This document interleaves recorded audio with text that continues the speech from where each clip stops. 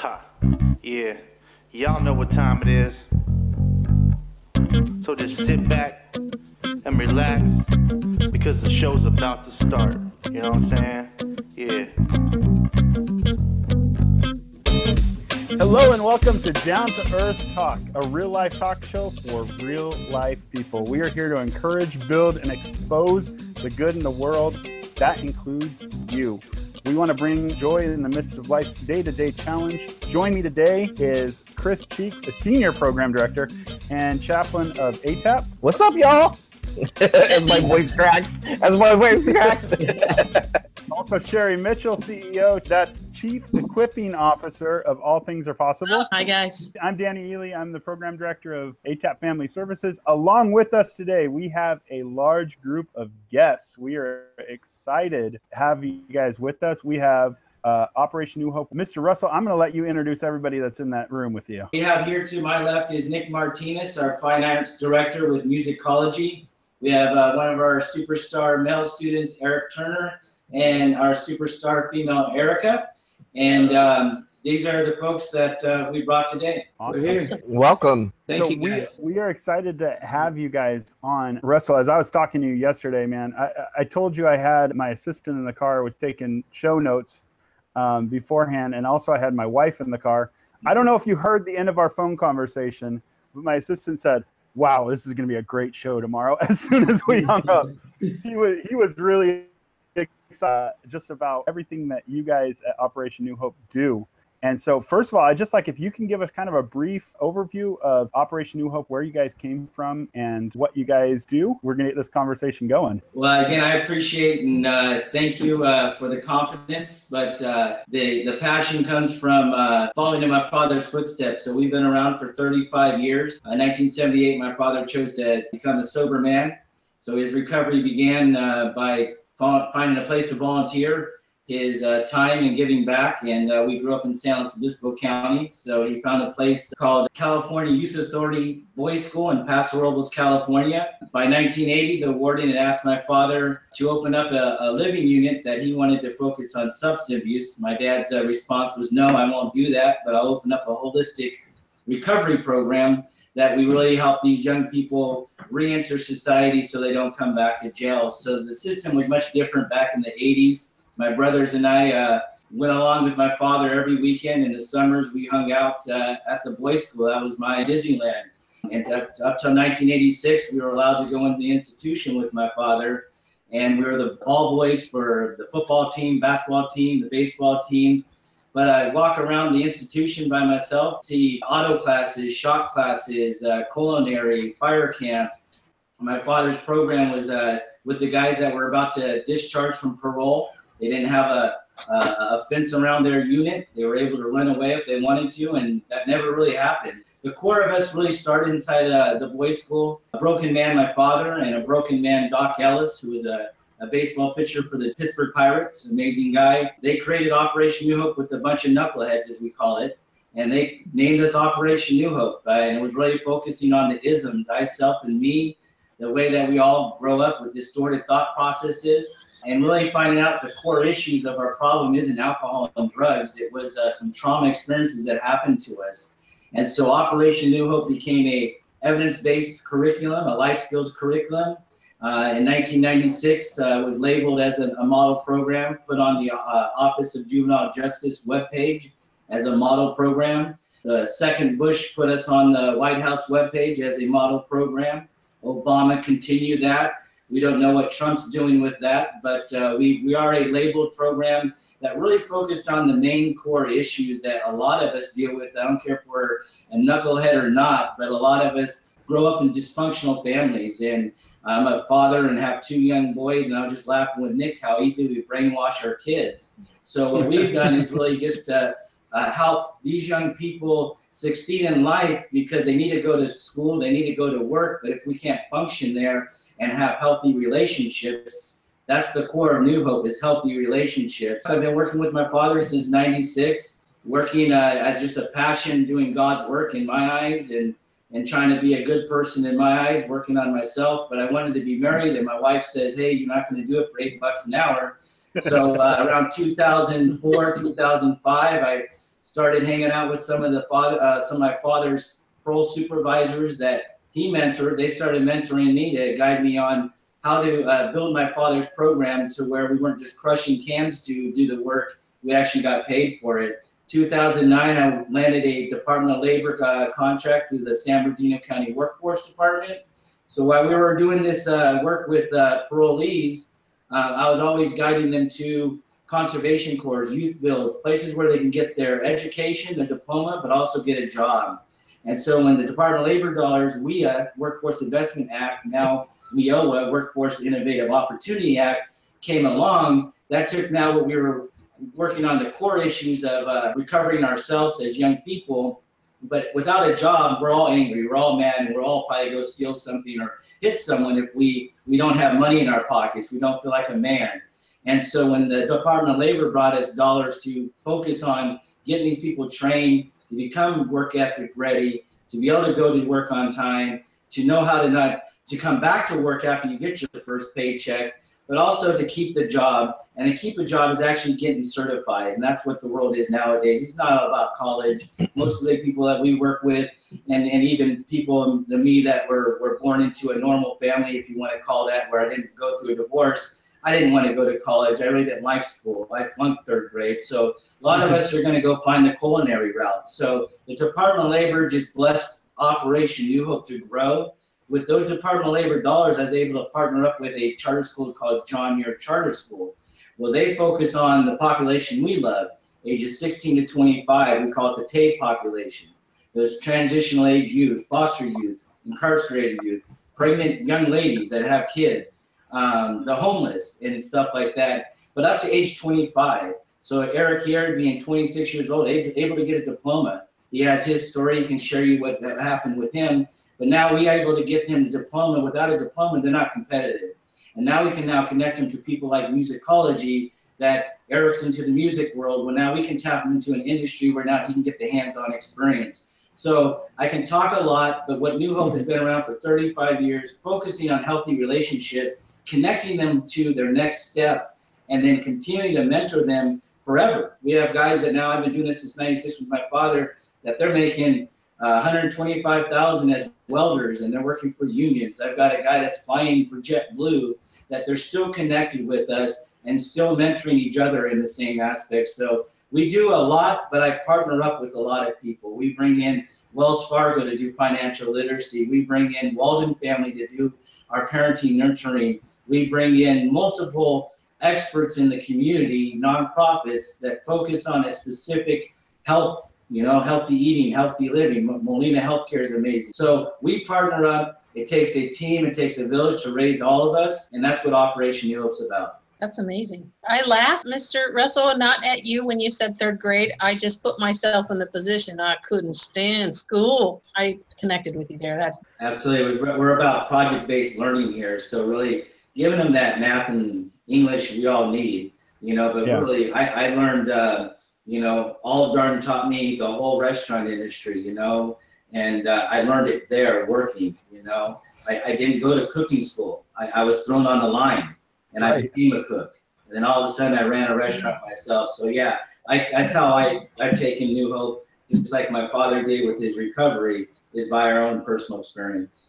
It's just so awesome to see like the generations follow after what's good. I just see you carrying on, just something that a vision, you said it was a struggle that your dad faced. He made a choice to tackle it.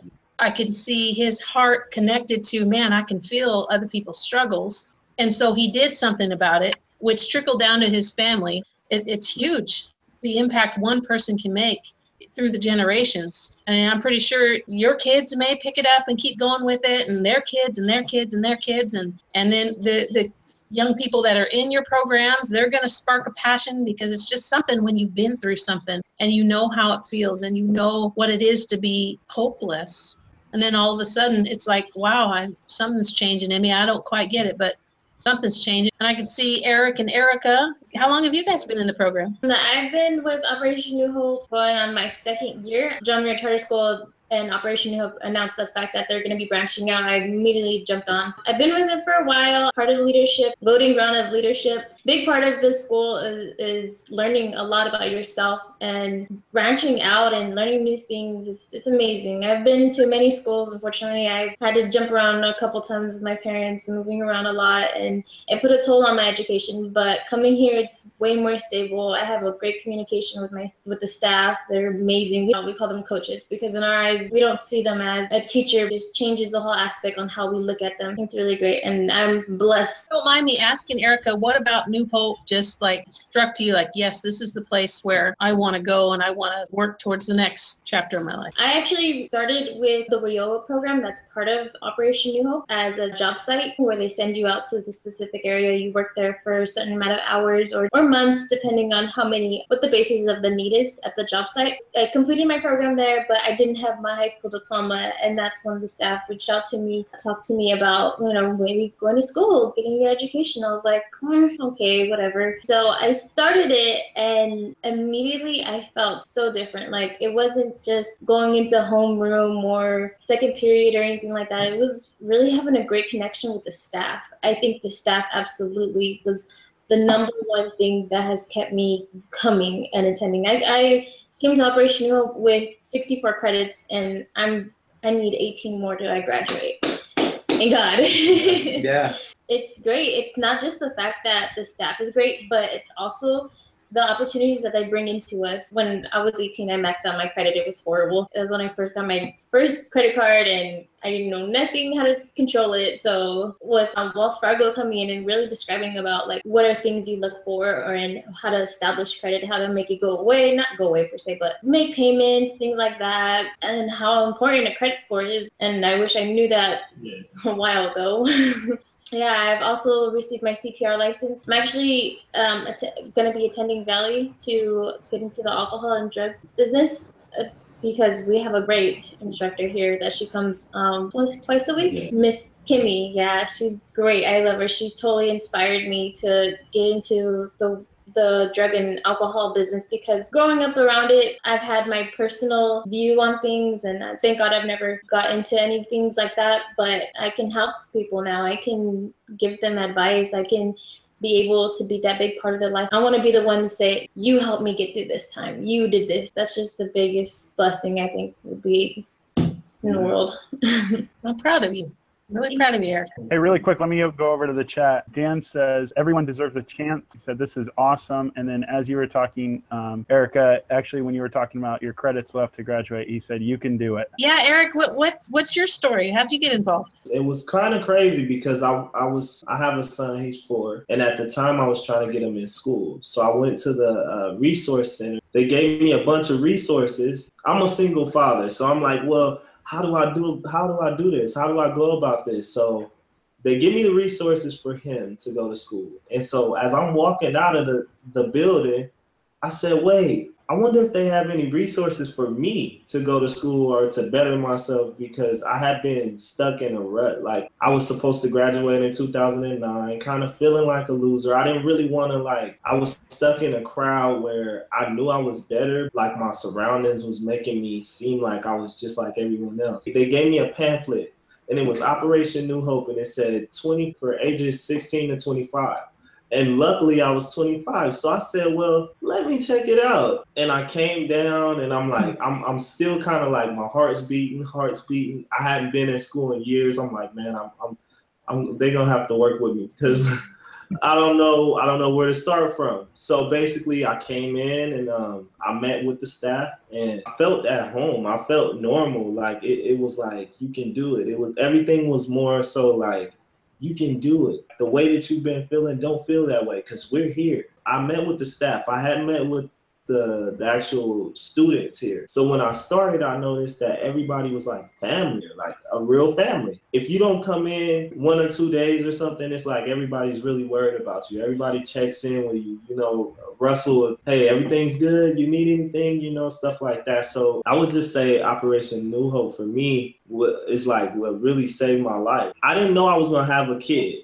You know, I didn't know that. I was feeling like, oh my God, what am I going to do? How am I going to raise him without a diploma? Because everywhere I went to get a job, it was like, oh, do you have a high school diploma? No. And it was so many things I wanted to do that I've actually learned here. Like they brought solar to us. I was actually able to install solar panel where we went out and actually put it on a house. I actually got customer service, parenting, just so many different things that they offer.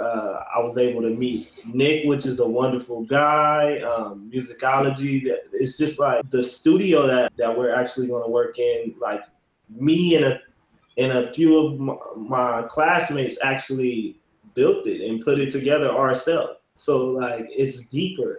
It's more of like a connection. And I would say, you know, Operation New Hope is a great school. Anybody that's watching, if you fit the criteria, look us up and we'll be glad to have you. Absolutely. You have the welcome committee right there. Right here. I was just going to tell you how proud I am of you too. Young people that knew that you knew your worth, you knew you could do more, and you did it. And that took guts just right there. So I applaud you. Thank you very much. The confidence that we have in ourselves today is because of the staff that's here. I mean, many of us come from a family that's broken or foster or things like that. And to have that set in stone, like you're welcomed here. You're not gonna be told, oh, just get out of my class, or you're never gonna, and none of these teachers will ever say you're not worth it. You're not worth. Or they're fired. Yeah. Or there you go. Yeah. And the fact that like many of us have been told, oh, you're never gonna make it in life. You're never gonna succeed. You're not gonna. Are you sure you want to go through that career? Are you sure? No, the ones here are gonna be the ones that help you make your resume, to look into things. Big shout out to Miss Chavez. She's our career advisor. She's great. She's amazing with helping us look up resources. I actually got a job interview for Wells Fargo through her. I've worked at the county TAD office through her, just helping me with my resumes, helping me mock interviews. She's really great. She's like hands-on. She's like, you know what? Only because like everyone here, I would say, they're very intelligent, very brilliant, and I view them as very successful and like more of a mentor to me, because they say mentors, you have to find a mentor that kind of resembles you and who you want to be, right? So the people here are like everything I want to be. And I feel like the reason why they're so hands-on is because they can relate. You know, nobody here is perfect. And like when I was in school, or when I would go through certain things, it's like I would sit in front of someone who would tell me about my life, but didn't grow up anything like me, or couldn't relate in the least bit. So, you know, here, like Miss Chavez, she's more like, you know, she has college education, but she'll tell you in a heartbeat that, you know, it took me this long to get my college degree, but I still got it. Mm-hmm. You know, I messed up, I stumbled, but I still got it. But you know what? You want help? Here, come over here. I'll teach you this because I learned it. You know, it's great. Hey, so who's looking for a job? I'm sorry. Who's looking for a job? Both. Eric, definitely. He's a dad. Okay. Father. By himself. There you go. You guys send a resume, okay? Oh, atap.resumes@gmail.com. Send a resume. Okay, most definitely. Okay. Really quick on the comments. They say blown away with what you're doing. Thank you. Hey, Russell, as I'm listening to these student stories, man, the title of your program is perfect. Right? Because what I'm hearing is two individuals that are walking around kind of lacking hope. They walk into your doors and all of a sudden here's hope. Here's like an angel, right? here's a future. You know, you're walking around, you're looking, and I've been there out of work, you know, and getting a rejection every time you apply, you know, going to 1,000-person interview with, you know, you walk into a basketball court with everyone that you're competing with for that one job. And it's just this complete lack of hope. And I'm just like, I'm blown away. That's exactly what I'm seeing. Is I'm seeing that these students, Erica and Eric, have new hope. Like it's something new for them, and it's just amazing, man.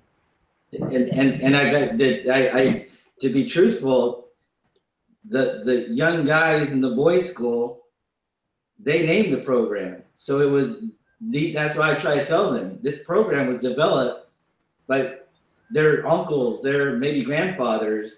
That the Sylvester Stallone, Mr. Brown, these guys that I remember when I was 4 and 5 years old, call me Little Bill.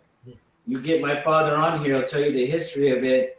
It was developed. They got notes that they were the ones that called it Operation New Hope. And our tagline back there that they created, Orgo, operating responsibly, given opportunity.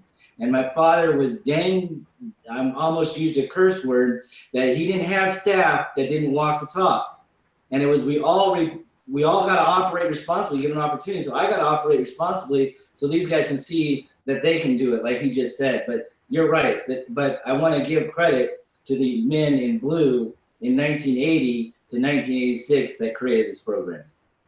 That's awesome. And you know what I see just in you, Mr. Russell, is I see a humility, because sometimes a lot of organizations come on and they, not on the show or not we've had on the show, but you hear them tell their story, and man, it just seems like it's all about them, Yeah.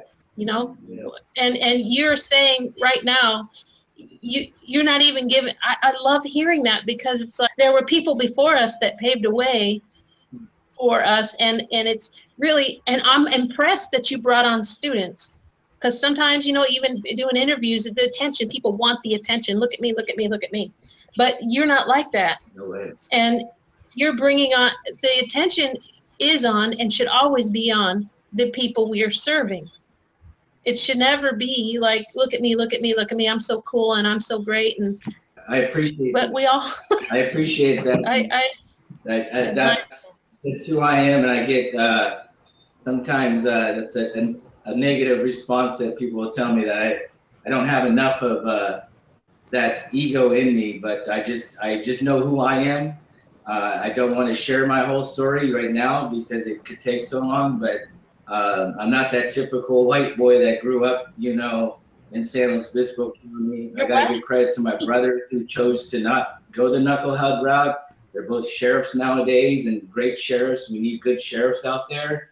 But I am not perfect. I mean, I come from recovery. I still work on recovery every day. I tell my young guys that work on that, it's a magnet that will pull on us. But if we're around a bunch of knuckleheads that are negative and think that life is just the blues and the man's after us, you're going to continue being that. So I appreciate that, but I think that's why I always will be connected to this program, just so it stays authentic, it stays organic, just like my father has been. Well, I applaud you, and I'm proud of you also.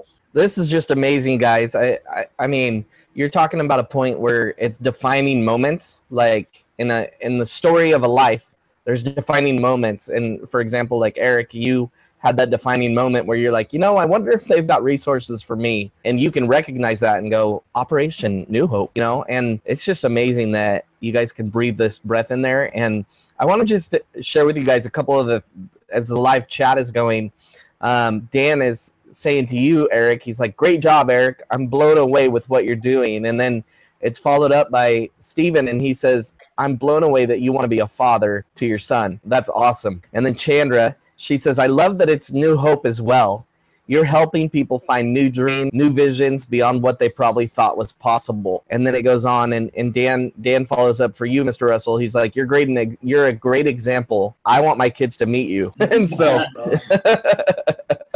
so let's bring Mr. Nick in, and let's tell us about musicology. Hey guys, first of all, I just want to tell you guys thank you for giving us this platform to share what a great program Operation New Hope has been, and how encouraging it is to people like myself to see positive work and influence with young lives that are making changes and making a difference. I met Russell through another friend, a mutual friend of ours. I had been trying forever to work in the community and help people develop music programs that would entice young people to get involved and to know that there's other opportunity out there. It just seemed like everybody that I worked with before were all about themselves and what's in it for me and how can I benefit from this, and they just wanted to bring everybody that they wanted influence in their lives, and they didn't really think about the population that we were trying to help. And I grew up, in a working class family. I mean, my dad worked 2 full-time jobs, and my parents moved us around a lot. And every time we moved to a better neighborhood. But every time we moved, I had to make new friends. And you get to the point where people want to find out who's the toughest guy in the school now, and then you get challenged. And I just got tired of it. And I vowed to myself that, when I had a family, that I would never move my kids from school to school, and I would try to get a better job. And when I came to Operation New Hope, I connected with these students really quick because I tried to drop out of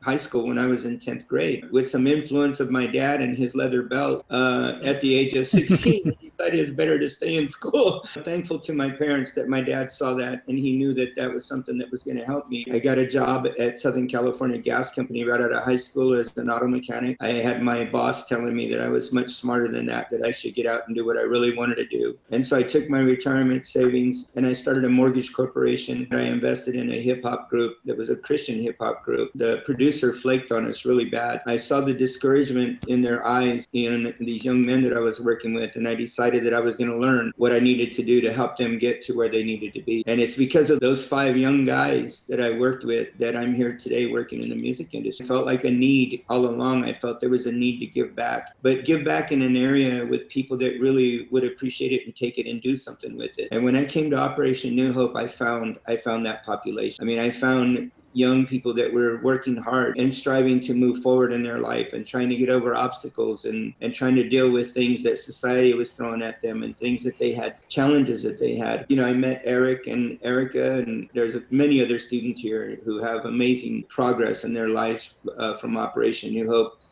And so just connecting with them and trying to encourage them to look forward and trying to help them figure out how to get over some of the obstacles in their lives has been rewarding for me. Like they don't really understand how much they're doing for me by allowing me to get involved with them in their lives. So to give you a little bit of background on Operation New Hope and Musicology, I started a television show on KBCR, it's on PBS, that's going to be airing October the 18th. And I started it with some very influential people in the community who have the same kind of heart. And it's a platform to give young artists, emerging talent, exposure into a market that they would never have access to.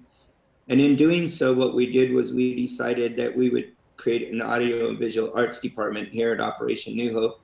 And so now we're building a program called Operation Musicology that's going to be for the students. It's all hands-on, project-based learning. We're bringing in some talent from Los Angeles and surrounding areas that are established to work with the students.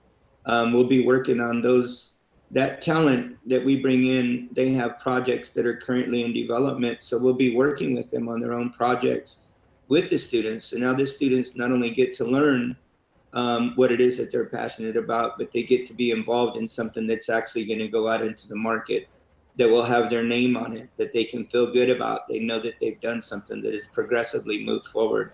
So that's the whole basis and the premise for Operation Musicology.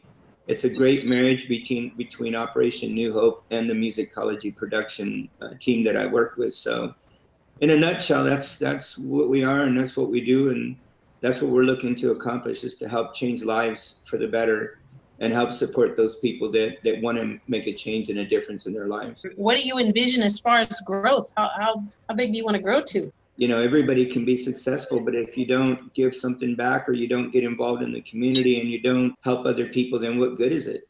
We'd like to grow. I mean, we'd like to see this thing succeed and touch other lives and use it as a catalyst, to help people join forces. Let me go to the comments really quick because we actually do have to go. Steven says Steven's our truck driver viewer. He says he's driving past a prison in Illinois right now, and he's encouraged to know that there'll be less people in there because of programs like this. Nice. Absolutely. Nice. Thank you. Thank you guys again so much. Thank you. This was awesome. We are going to continue this conversation in the live chat for just a little bit longer. Next week, we're going to have Doreen Ivory from the San Bernardino County, and she's going to be bringing information about holiday resources and mentoring task force. So make sure to tune in next week. As always, we love you. Bye. Thank you, guys. Bye.